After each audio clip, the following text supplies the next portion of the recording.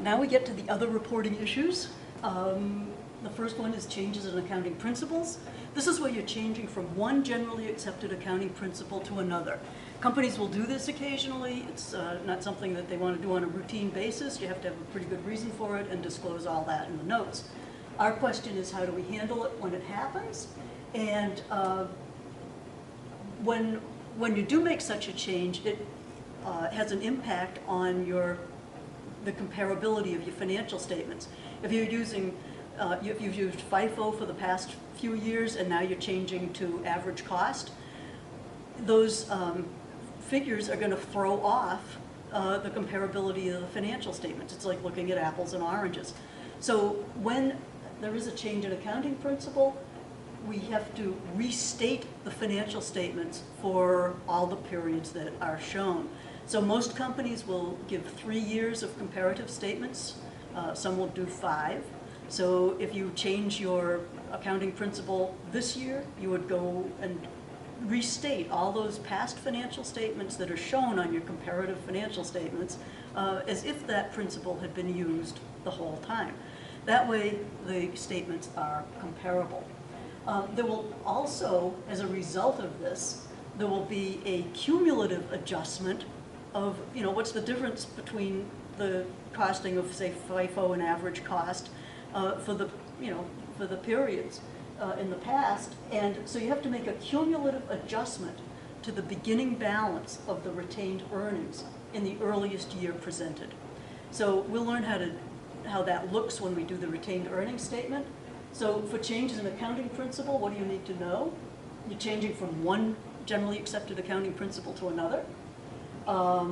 Because the statements would not be consistent as a result of this, you have to restate all the financial statements that you show on your comparative financial statements. So if it's 3 or 5 years, they have to be restated.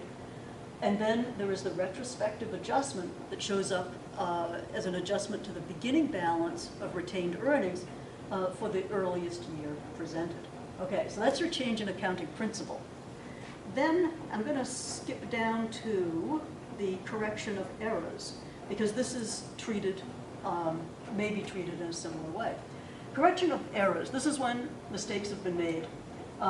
Maybe the principles were applied wrong, you misclassified accounts, misuse of facts, lying. Yeah. Anyway, when you discover an error, it gets corrected then. If the error is discovered in the same accounting period that it happened, in other words, there was an error made this year, you discover it this year, no problem. You just reverse the bad entry and put in a new entry. There's no, that's all it takes is a journal entry. Where we get into problems is you discover the error this year, but it happened 3 years ago. The financial statements are all done, the books have long been closed, what do we do now? Well, this is where you get into what's called a prior period adjustment. And so you do a prior period adjustment in the year that the error was discovered. So, and that adjustment is to the beginning of retained earnings. Okay, so we'll get into that when we do the retained earnings statement. So we adjust the beginning balance of retained earnings, and then you have to restate the financial statements with the error corrected, okay, as if the error had not been made. All the ones that you show. And then you disclose in the notes all about it. So your correction of errors and your change in accounting principle are accounted for similarly. You have to restate the financial statements, and there's a cumulative adjustment to your retained earnings. Now we go to the change in estimates. And a change in estimate is totally different. So what the book will try to do, or in your homework, is say, oh yes, there's a big cumulative adjustment as a result of a change in estimate. What do we do? Well, the answer is nothing. You don't do anything. Because when you have a change in estimate, you're simply going to make the change for this year going forward. Okay, so say, okay, our equipment, we thought it would last 10 years, now it's only going to last 8. You recalculate it and use that amount going, or that percentage going forward. Estimates are always wrong. They are estimates. They do need to be revised occasionally. And so when that happens, you don't do anything retrospectively.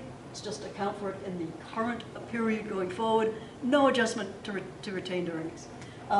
One example I give is that in 2008, the FCC mandated a change from analog to the digital spectrum. I have no idea what that is, but they did it.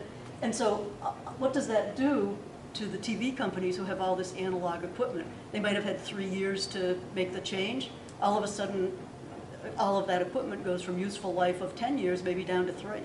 So that would be, yeah, change an estimate, okay. But there's a lot of other reasons, valid reasons for changing estimates. And just be sure that you know that they're just handled this period going forward, okay.